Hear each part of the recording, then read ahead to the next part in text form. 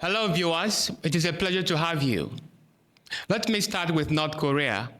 The Asian country is trending after Kim Jong-un, the supreme leader and chairman of the Workers' Party of North Korea, executed about 30 government officials. Wow.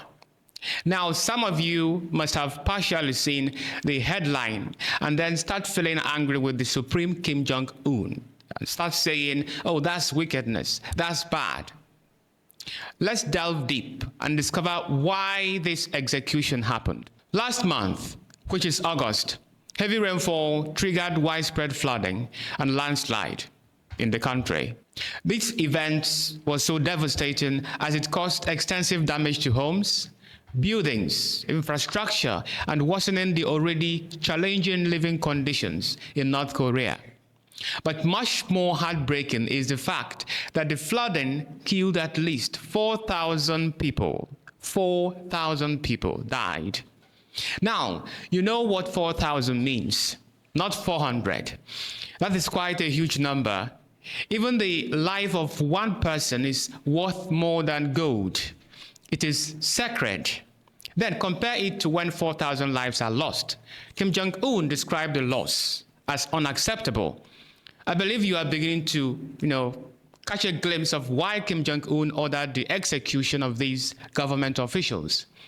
Some of you may argue that the catastrophe resulted from natural forces beyond human control. Excellent. True. Rainfall is natural, it's a natural occurrence. Flooding is a result of rainfall. Landslide may also be natural. You cannot prevent natural forces from happening, but you can channel them to prevent damage to human habitation. Now, looking through this lens of the supreme leader, you can take away the destructive impact of these floods and landslide.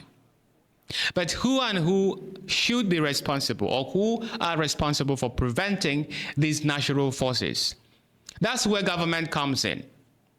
Now, let me briefly draw your mind backwards to a time in history known as the Neolithic Age, or, if you like, the New Stone Age. This was a time when agriculture was first introduced into human activity.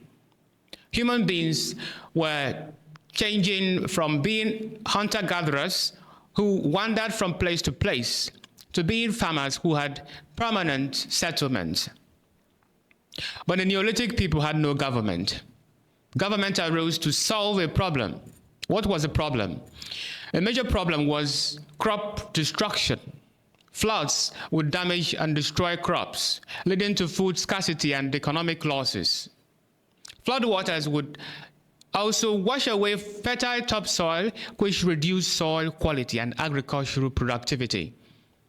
Additionally, there was a threat to human settlements, forcing people to migrate, leaving their initial abode. Now, this problem was potentially controlled or prevented when the people decided to form a government. The government helped to establish a reliable early warning system to alert the people of impending floods, allowing them to evacuate or seek higher ground. The government invested in flood control measures like dams, canals, ditches, dikes, levees, and flood walls to prevent or reduce flood waters. The government developed and regularly updated evacuation plans, conducting drills to ensure public awareness and preparedness. Government also enforced building codes and zoning regulations to ensure new structures could withstand flood waters. Now, when there was catastrophe, the government initiated an efficient and effective emergency response planning to reduce the impact of flooding. Today, government has not changed.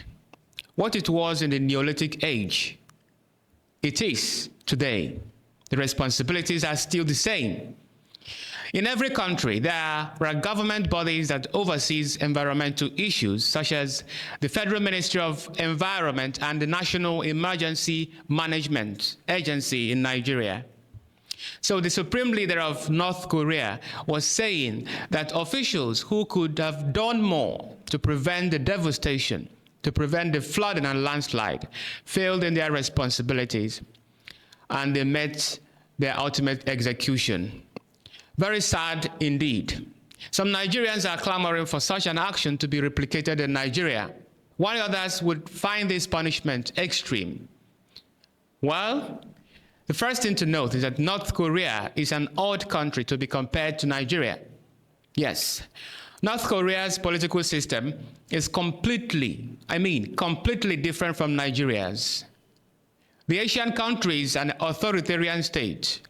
The ruling Workers' Party of North Korea exercises absolute control over the government and the society. The Workers' Party of North Korea is the only legal party, and opposition. Of course, opposition parties are not allowed to participate in the affairs of government. So the supreme leader, currently Kim Jong-un, holds absolute power and is considered the ultimate authority. In North Korea, there is centralized decision-making. All major decisions are made by the supreme leader, and the party's top leadership also. The government also has a centralized economy. The state controls all means of production, and government sets priorities and emphasis, in economic development. In fact, the supreme leader's decisions are final. No one dares to challenge him. Now, when you place Nigeria and North Korea side by side, you discover a stark, irreconcilable difference. Nigeria is simply a democratic country, observing the principles of multi-party system, separation of powers, press freedom, democratic elections, and then mixed economy, capitalism and socialism. It can also therefore be said that in North Korea, the leader of the Workers' Party is supreme, but in Nigeria, the Constitution, and only the Constitution, is supreme. But notwithstanding these big differences, the objectives of government are still the same anywhere in the world. They include the protection of lives and property, and then the provision of social welfare and infrastructure. Yes, I understand that Kim Jong-un was somewhat provocated by this, ugly incident. But Nigeria may not need to follow his path. There are several ways to deal with corrupt officials without going the Kim's way. Nigeria is a fully fledged democracy, and it has yet to fully capitalize on these democratic ideals. Nigerians have not acquired what I may call democratic literacy or democratic enlightenment. In a simple language, this refers to the condition where the majority of the people are in a mental possession of all democratic ideals of their society and show willingness and determination to abide by these ideals. For example, in 2021, Anambra State governorship election, took place.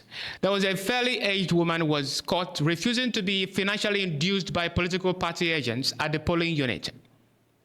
As vote buying is a prominent feature of the electoral processes in Nigeria, the woman became one of the rare individuals who had courage to overcome this tendency.